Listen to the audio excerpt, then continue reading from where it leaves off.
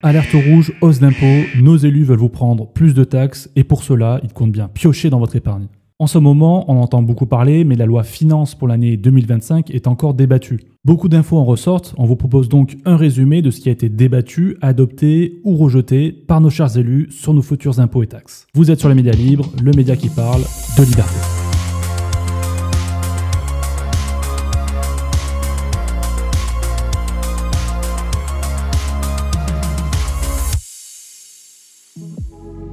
En juin dernier, Emmanuel Macron a dissous l'Assemblée suite aux résultats des élections européennes. Les élections législatives qui ont suivi ont permis à la majorité de survivre grâce à la posture du Front républicain. Les LR, eux, ont éclaté et Éric Ciotti a fait une alliance avec le RN. Et d'ailleurs, aujourd'hui, il ne fait plus partie des LR et il a fondé l'UDR. À gauche, on a un gros bloc avec le NFP et tout à droite, on a un bloc RN moins gros que prévu, mais tout de même important. On a eu tout un cirque estival autour de la nomination du nouveau Premier ministre et c'est le LR Michel Barnier qui a été nommé par le président. On se retrouve avec 38 ministres alors que l'état des finances de la France est mauvais. On a un budget déficitaire depuis 1974 et plus de 3 000 milliards de dettes. C'est donc dans ce contexte que le projet de loi de finances pour 2025 est préparé.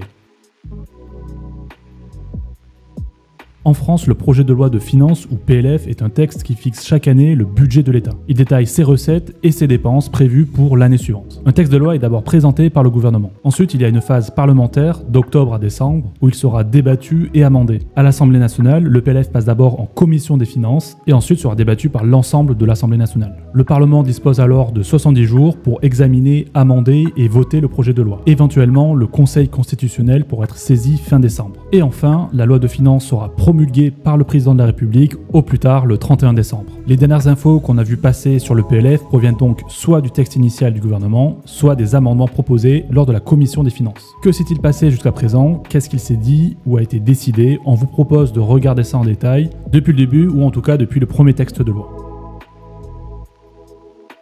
Le 11 octobre dernier, le ministre de l'économie, des finances et de l'industrie, Antoine Armand, et le ministre chargé du budget et des comptes publics, Laurent Saint-Martin, ont présenté en Conseil des ministres le texte initial du PLF. Leur constat, c'est que le déficit public est parti pour atteindre environ 7% du PIB en 2025. L'objectif est donc de ramener le déficit à 5% du PIB d'ici fin 2025. Pour y parvenir, le gouvernement veut que le budget de 2025 permette de générer 60,6 milliards d'euros supplémentaires aux plus de 500 milliards d'euros du budget actuel de l'État. Sur ces 60,6 milliards d'efforts, il y aurait 41,3 milliards d'euros de réduction des dépenses publiques, dont 21,5 milliards pour l'État, 14,8 milliards pour la sécurité sociale et 5 milliards pour les collectivités territoriales. Et enfin, il y aurait 19,3 milliards d'euros d'augmentation des recettes via des taxes et impôts exceptionnels, temporaires et ciblés. Juste pour information, l'impôt sur le revenu était lui aussi soi-disant un impôt temporaire, servant à financer l'effort de guerre en 14-18. Que contient le texte initial du PLF? Sur les 20 milliards d'euros de recettes prévues, 13 doivent provenir des entreprises. Est prévu des taxes sur les hauts revenus, touchant environ 65 000 foyers. Il y aura des taxes sur les gros bénéfices, également un durcissement de la fiscalité environnementale. L'automobile est particulièrement concernée, avec notamment le renforcement du malus sur les émissions de CO2, ainsi qu'une taxe au poids dite malus masse. L'aérien est aussi concerné avec une hausse des taxes sur les billets d'avion.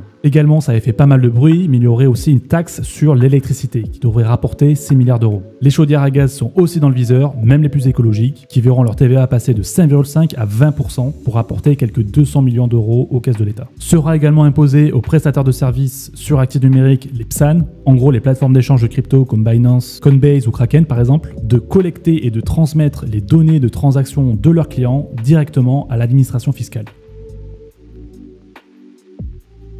Le mercredi 16 octobre a débuté l'examen du budget par la commission des finances de l'Assemblée nationale, qui est présidée par Éric Coquerel de LFI et avec comme rapporteur général Charles de Courson du groupe LIO. Cet examen a duré 4 jours pour finir donc ce samedi 19 octobre. Ainsi, il y a eu des votes et des propositions d'amendements visant à proposer à l'Assemblée nationale une nouvelle version du texte de loi. On vous propose donc de passer en revue certaines de ces propositions qui ont été pour la plupart adoptées dans le cadre de cette nouvelle proposition de loi. Donc déjà, il y a eu énormément d'amendements sur les hauts revenus qui ont été adoptés pour la plupart. Il y a le le 949 sur la taxe sur les super profits qui a été adopté. Cet amendement propose une taxe sur les bénéfices exceptionnels des grandes entreprises, c'est-à-dire avec un chiffre d'affaires supérieur à 750 millions d'euros, dont les profits dépassent 1,25 fois la moyenne de 2017 à 2019. L'amendement 1841 prévoit de renforcer les taxes sur les transactions financières en augmentant le taux de la TTF à 0,5%. Ensuite, on a deux amendements sur les taux du prélèvement forfaitaire unique, appelé autrement la flat tax. Le premier de ces deux amendements qui ont été adoptés est le 1806, qui fait passer la flat tax de 30 à 33%, applicable aux revenus du patrimoine et de placement. On doit cet amendement à Jean-Paul Mattei, député de la France Insoumise. Ah non, pardon, il est député Modem. On a aussi le 603 qui prévoit une taxation des super dividendes avec une majoration de 5 points de la flat tax qui serait donc portée à 35%. Ça toucherait donc les entreprises avec un chiffre d'affaires qui excède 750 millions d'euros et si les dividendes dépassent de 20% la moyenne des distributions entre 2017 et 2021. En fait, ils ont inventé le concept de flat tax non flat ou de taux de prélèvement forfaitaire unique multiple. On a ensuite deux amendements sur les rachats d'actions quand tous les deux étaient adoptés. Le 965 qui propose une taxe de 3% sur les rachats d'actions des entreprises et le 1632 qui vise à modifier la base de calcul de la taxe sur les rachats d'actions. Il propose d'utiliser la valeur de rachat des actions plutôt que la valeur nominale. La valeur nominale ou comptable d'une action est le montant fixe inscrit sur le certificat d'action. Elle représente la part de capital de l'actionnaire dans l'entreprise et elle est déterminée lors de l'émission des actions et reste généralement constante. Elle est utilisée pour calculer le capital social d'une entreprise. Par exemple, si une entreprise émet 1000 actions avec une valeur nominale de 10 euros, son capital social est de 10 000 euros. La valeur de rachat ou valeur boursière est le prix auquel une action est actuellement échangée sur les marchés boursiers. Elle fluctue en fonction de l'offre et de la demande. Elle est utilisée par les investisseurs pour évaluer la performance d'une action et prendre des décisions d'achat ou de vente. Un exemple est donné dans le texte de l'amendement. À l'instant où est rédigé le présent amendement, la valeur boursière d'une action L'Oréal est à 394,6 euros, tandis que la valeur comptable d'une action L'Oréal est à 20 centimes, soit 1973 fois moins. L'amendement cite Joe Biden aux États-Unis et les auteurs estiment que cette vraie taxe pourrait rapporter 1,2 milliard d'euros. Sauf que le texte dit qu'après, l'objectif est aussi de décourager les rachats d'actions considérés comme des opérations spéculatives. En gros, ils n'ont toujours pas compris le concept de la courbe de Laffer. Si une taxe est trop haute, elle rapportera moins, car le coût sera considéré comme trop haut et donc il y aura moins d'acheteurs. Alors si le but recherché de la taxe est d'empêcher d'acheter le produit en question, c'est justifiable. Je dis pas que je suis d'accord, mais c'est logique. Le problème là, c'est qu'il faut choisir entre une taxe qui rapporte des recettes à l'État ou une taxe qui désincite. On peut pas avoir les deux en même temps. Ensuite, on avait un amendement sur les assurances vie, le 1807. Il supprimerait le traitement fiscal à la succession, qui est en fait l'avantage des assurances vie. L'assurance vie, c'est le premier produit d'épargne utilisé par les Français.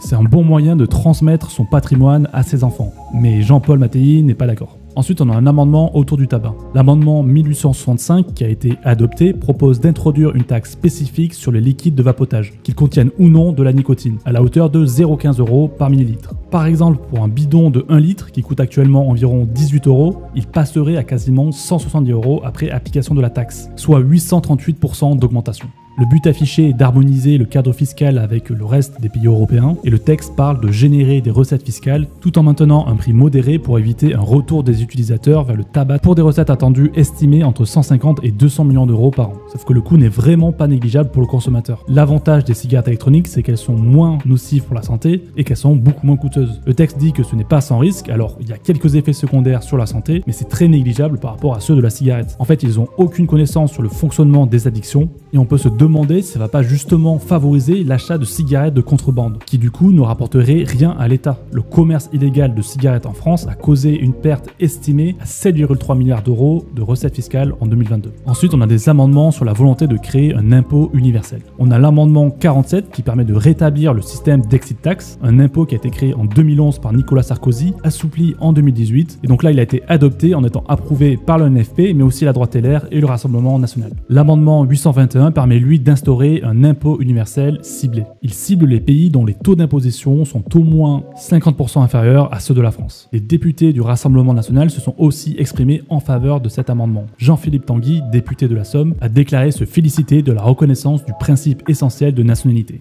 Du côté des LR, ils se sont prononcés contre cet amendement. Charles de Courson était lui aussi opposé et a notamment rappelé que notre système fiscal a une logique de domiciliation et non pas de nationalité. On peut citer aussi quelques autres amendements en vrac, dont un qui a été retiré mais qui prévoyait de créer une taxe sur les importations de bovins. On avait des taxes dans le domaine de la construction, de logements sociaux ou sur les terrains nus, les locations meublées pour le tourisme, un amendement pour majorer les taxes d'habitation sur les résidences secondaires de 50 à 60%, un amendement pour pérenniser la contribution sur les hauts revenus qui était soi-disant exceptionnelle, un amendement qui voulait doubler la contribution qui était elle aussi exceptionnelle des grandes entreprises de transport maritime, l'amendement 863 qui voulait reconduire et conforter la taxe sur les énergéticiens voté en 2023, instaurer une taxe sur les opérations d'achat d'électricité pour la revente, des taxes sur les multinationales ou les GAFAM, mais par contre tout un tas d'amendements là pour trouver de l'argent pour le service audiovisuel public que personne ne regarde.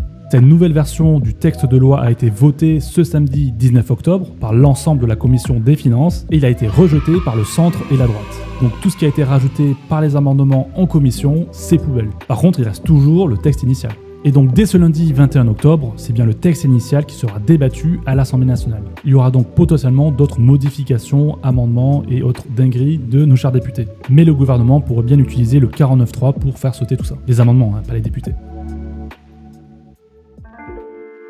En conclusion, on peut dire qu'on a peut-être échappé au pire, en tout cas ce qui concerne notre épargne. Tout ça, c'est pas fini, en plus il reste le texte initial qui comportait déjà des hausses de taxes sur l'électricité ou les billets d'avion par exemple. On n'est pas à l'abri de nouvelles propositions par l'Assemblée. Le NFP représente un tiers de l'Assemblée, il leur suffit de quelques voix du RN, du centre ou même de LR, qui eux sont favorables à l'exit tax par exemple. En tout cas, on fera certainement une nouvelle vidéo en décembre, après les votes à l'Assemblée et au Sénat. Ce qu'on peut dire, c'est qu'il n'y a aucune réelle volonté de réduire les dépenses du panier percé qui est l'État français. Tout doit passer par des hausses des impôts, et même le budget de l'Assemblée nationale n'est pas réduit, ni même le budget de l'Élysée. Le premier augmente et le second ne diminue pas, même après de nombreuses augmentations. En Argentine, par exemple, le gouvernement de Javier Milei a proposé au Parlement un projet de loi pour supprimer les régimes spéciaux des députés. Quand on voit ce que nous coûtent nos élus, même une fois à la retraite, en période où il faut trouver de l'argent, le sujet mériterait d'être abordé. Avant de finir la vidéo, j'aimerais remercier en particulier Nicolas Alfonsi pour sa chronique dans Les Méchants Capitalistes qui nous a été pas mal utile. Vous pouvez rejoindre le guide sur Twitch ou Patreon pour profiter de ce podcast. N'hésitez pas à liker, partager et commenter cette vidéo. Le Média Libre est désormais un collectif. Nous sommes désormais à 4 pour travailler, pour vous proposer ce contenu. Pas mal de projets sont en préparation, donc n'hésitez pas à nous suivre, notamment sur Twitter. Merci à tous, je vous dis à bientôt sur le Média Libre, le média qui parle de liberté.